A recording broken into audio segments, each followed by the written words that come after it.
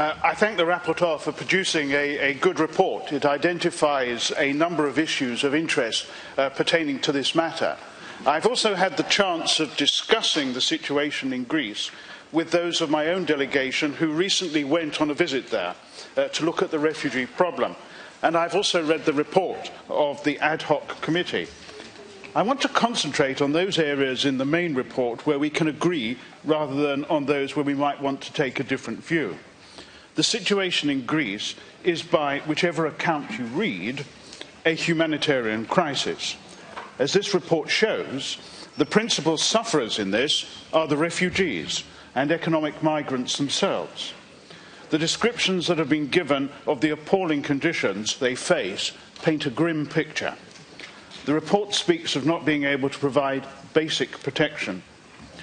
However, I disagree with the report when it seems to blame the European Union solely for this. True, the EU must carry a lot of the responsibility, but the problem is a much bigger one. While the EU has a lot to do to put the situation right and to show real leadership in this, blame cannot stop there, given that the number of people involved do not just come from Syria, but are also widely drawn from places including Afghanistan. This does not mean that I do not believe that the EU can do more. I was interested in two comments in the report.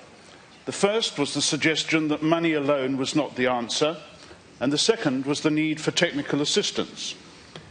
Dealing with the first of these, money is clearly important. My own government in the UK is the largest bilateral donor and is contributing some £34 million to Greece, delivered through a number of organisations, including UNHCR, various NGOs and the Red Cross. In relation to technical assistance, I am glad that the UK is deploying through the European Asylum Support Office a team of about 75 personnel, including caseworkers who help with asylum processing, interpreters and medical staff. This is very valuable assistance and can help the situation enormously. This is just the sort of practical help we are looking for other countries to provide.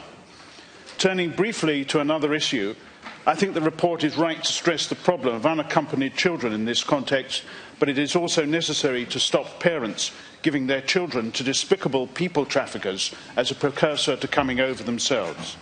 Overall, I think the report of the committee who visited the camps is right when it says that while the Greek government is willing to take criticism, more should be done to improve the situation and to improve the response levels in Greece, which simply do not fit the facts.